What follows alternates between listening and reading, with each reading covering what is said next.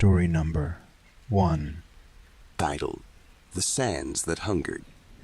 The Jacobson family arrived at Haven's Cove, a secluded beach known for its untouched beauty. It was a hidden gem, a stretch of golden sand and sapphire waters surrounded by rugged cliffs, with the nearest town miles away. The perfect spot for a quiet family vacation, away from the bustle of city life. As they set up their beach chairs and umbrella, the sun shone bright overhead, casting a warm, inviting glow over the beach. The two children, Lily and Ben, immediately ran toward the water, their laughter filling the air. Their parents, Mark and Susan, watched them play, feeling a rare sense of peace. Hours passed as the family enjoyed the day, swimming, building sandcastles, and basking in the sun. But as afternoon crept toward evening, the atmosphere began to change. The wind picked up, howling faintly, and the once clear sky turned a peculiar shade of gray. The waves, once gentle, now crashed against the shore with a growing intensity. Lily, who had been digging in the sand, suddenly froze. "Mom, Dad, come look at this," she called, her voice tinged with unease. Mark and Susan walked over to where their daughter was crouched. In the pit she had dug, there was something strange, dark sand, different from the rest of the beach. It seemed almost alive, shifting and swirling on its own. As they peered closer, the sand moved, reaching out toward Lily's hand. "Step back, sweetie," Mark said, pulling her away. But before they could move, the dark sand surged upward, wrapping around Lily's wrist. She screamed as it tightened, the grains sinking into her skin like tiny needles. Mark and Susan tried to pull her free, but the more they struggled, the stronger the sand's grip became. It began to spread, climbing up her arm, then her shoulder, until it enveloped her completely. Ben ran toward his sister, but Susan grabbed him, holding him back. "No, stay away," she cried, but it was too late. The sand reached out again, this time wrapping around Susan's ankles. She shrieked as it pulled her down, the grains consuming her legs, then her torso, until she was buried up to her neck. Mark, in a panic, tried to dig her out, but the sand was like quicksand, pulling her deeper with every movement. Ben stood frozen in fear, his young mind unable to comprehend what was happening. Mark turned to him, his face pale. "Run, Ben! Get help!" But as Ben turned to flee, the sand lashed out, catching his foot and sending him crashing to the ground. It dragged him back, his small body sinking into the beach as if it were swallowing him whole. Mark was the last one standing, watching helplessly as his family was consumed by the cursed sand. He could feel it now, creeping up his legs, wrapping around him like a cold, merciless snake. He screamed, but there was no one to hear him, no one to save them. As the sun dipped below the horizon, the beach returned to its serene state. The wind calmed, the waves softened, and the sky cleared to reveal a blanket of stars. All traces of the Jacobson family were gone, as if they had never been there. But the beach remembered. It had tasted the fear, the desperation, and it hungered for more. Haven's Cove was a place of beauty, but beneath its golden sands, a dark, ancient force lurked, waiting for the next unsuspecting souls to wander too close. And in the silence of the night, if you listened closely, you could almost hear the beach whispering, calling out for its next victims, promising a rest that would never come. Story number 2. Title, The Friend from the Deep. The Thompsons were thrilled for their annual summer getaway to Crescent Beach. The quiet shoreline was a welcome escape from the city's noise, offering a serene place where their young son, Danny, could play freely while they relaxed. The beach was known for its clear waters and the gentle waves that lapped the shore, perfect for families. On the first morning, Danny dashed to the water's edge, eager to find seashells and perhaps spot a crab or two. As his parents, Laura and Mike, set up their chairs and umbrella, Danny waded into the shallows, his toes sinking into the cool, wet sand. He was lost in his exploration when he spotted something shimmering under the water. Just a few feet away, it was a fish, or so he thought, with scales that caught the sunlight and glimmered in shades of silver and blue. It wasn't like any fish Danny had seen before. It was larger, almost as big as a dog, with wide, curious eyes that seemed to watch him. "Hi there," Danny called out, crouching low to get a better look. To his surprise, the fish swam closer, almost playfully, circling around his legs. "Mom! Dad! Look at this fish!" Danny shouted, waving his parents over. But when they looked, the fish darted away, vanishing into the deeper waters. Laura smiled and waved back, distracted by her book, while Mike gave a thumbs up, busy adjusting their beach tent. Disappointed, Danny turned back to the water, but the fish was gone. Shrugging, he continued his search for shells, though the memory of the strange fish lingered in his mind. The next day, Danny returned to the same spot, hoping to see the fish again. Sure enough, as soon as he stepped into the water, it appeared swimming circles around him. This time, it seemed even friendlier, nudging his hand with its smooth, cool body. Danny giggled, delighted by his new friend. As the days passed, Danny spent more and more time in the water, always with the fish by his side. He began talking to it, sharing secrets and stories, feeling a bond with the creature that was unlike any friendship he'd known. The fish seemed to understand him, its wide eyes watching intently as he spoke, its tail swishing gently in the water. But there was something strange about the fish, something that made Danny feel both excited and uneasy. Sometimes he could swear he heard it whispering to him in a voice that wasn't quite human, a soft, echoing sound that seemed to come from the depths of the ocean. It was always when he was alone, just out of earshot of his parents. One evening, as the sun set and the beach was bathed in a warm orange glow, Danny stayed by the water longer than usual. The fish was there, waiting for him. But tonight it seemed different. Its eyes darker, its movements slower, almost hypnotic. "Come with me," the fish seemed to whisper, though its mouth never moved. The voice echoed in Danny's mind, pulling him closer to the water's edge. "We'll play forever. You don't need to go home." Danny hesitated, his heart racing.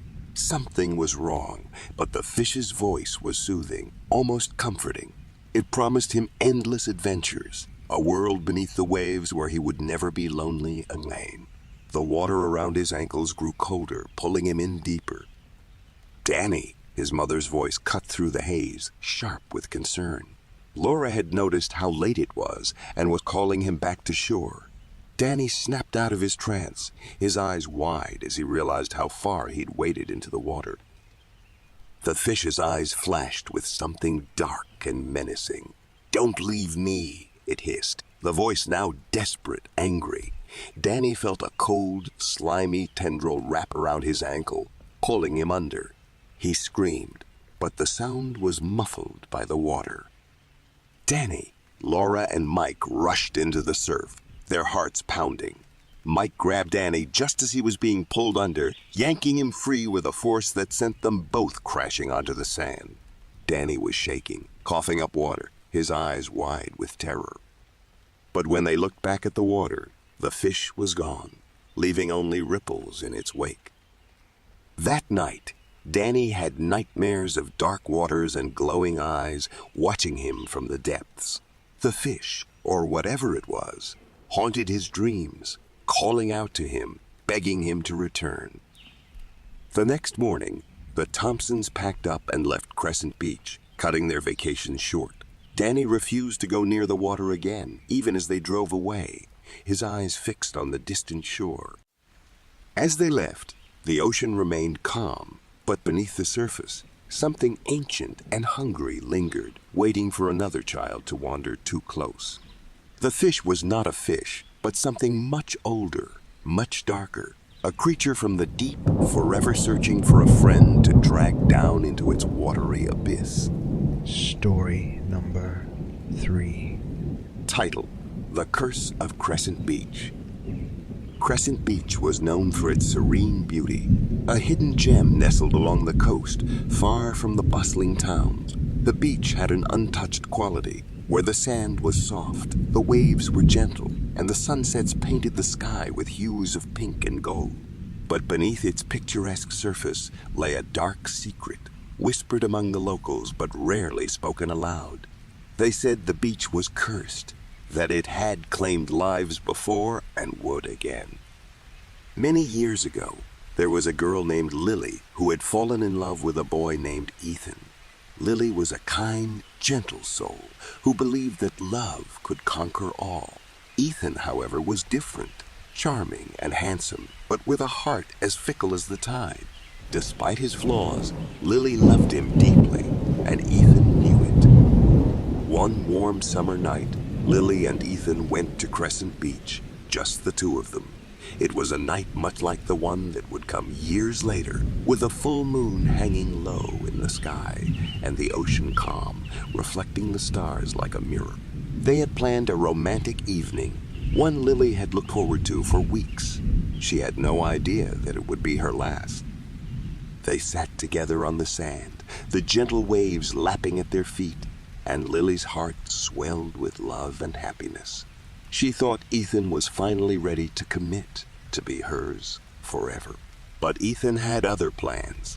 Unbeknownst to Lily, he had been seeing someone else, a girl from the next town over. That night, he had decided to end things with Lily. Not gently, not with compassion, but with a cruelty that would haunt the beach for years to come.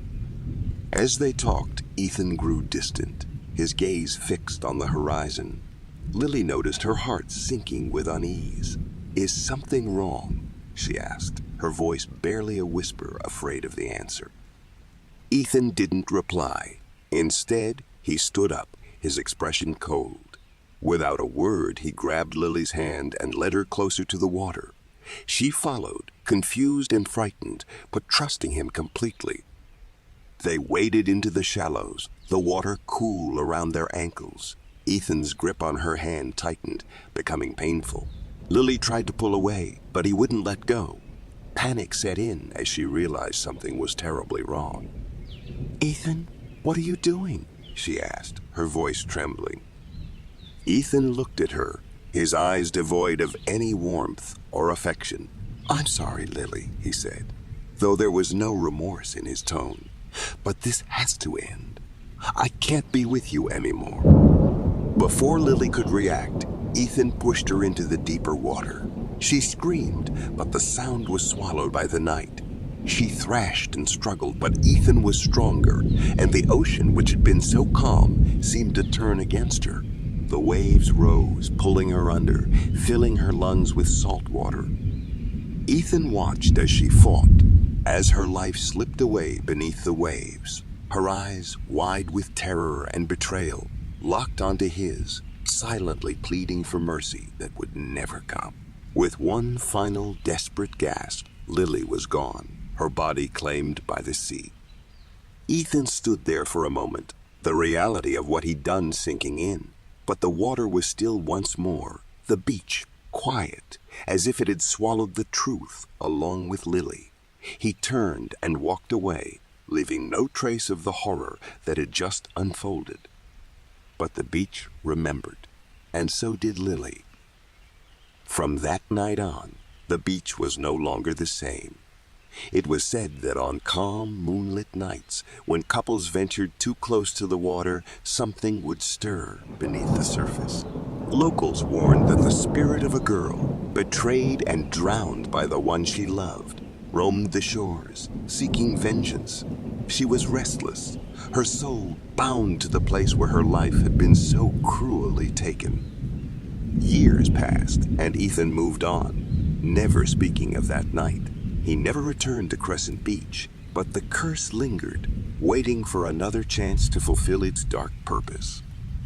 Emma and Jake knew nothing of this when they arrived at Crescent Beach for their anniversary.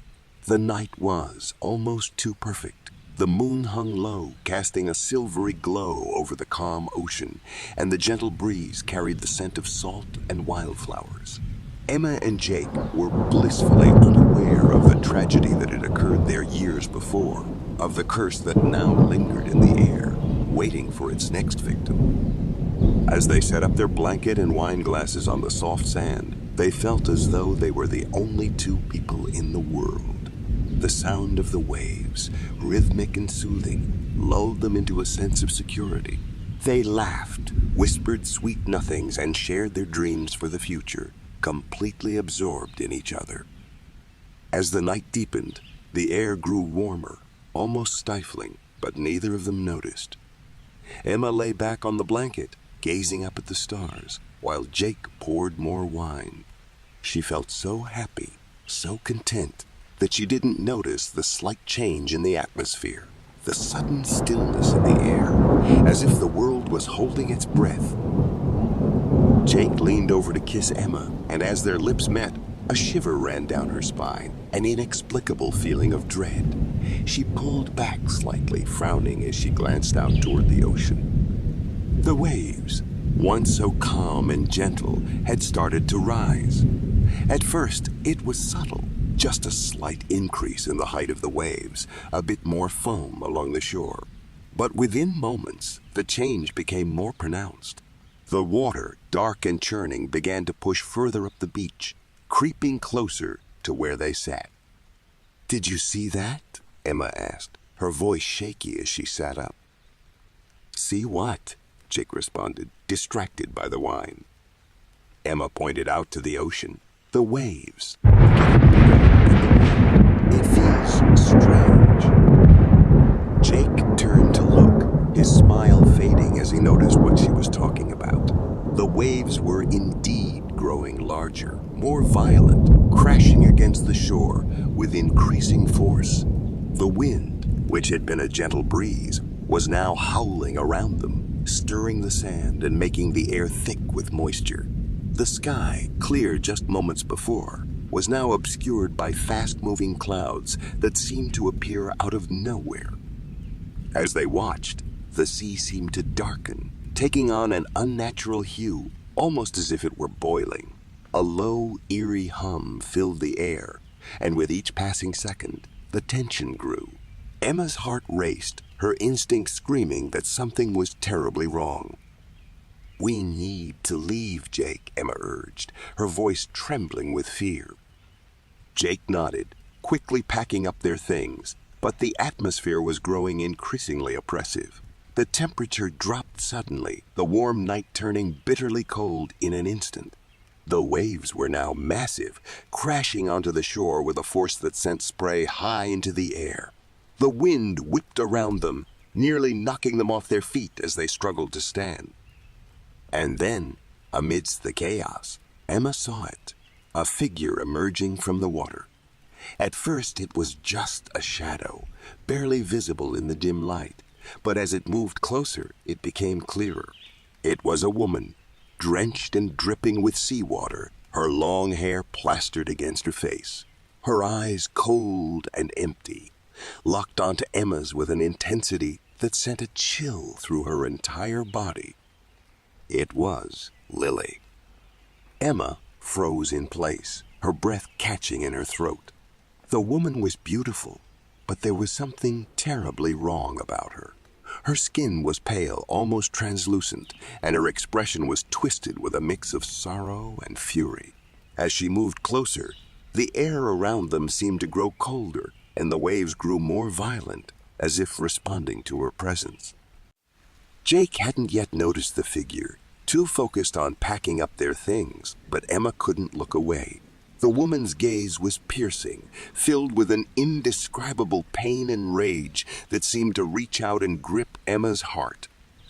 "Jake, we have to go," Emma screamed, her voice breaking as she grabbed his arm. But as she did, the figure raised her hand, and the waves surged forward faster than ever, crashing over them with a force that knocked them both to the ground. In the chaos, Emma lost sight of Jake.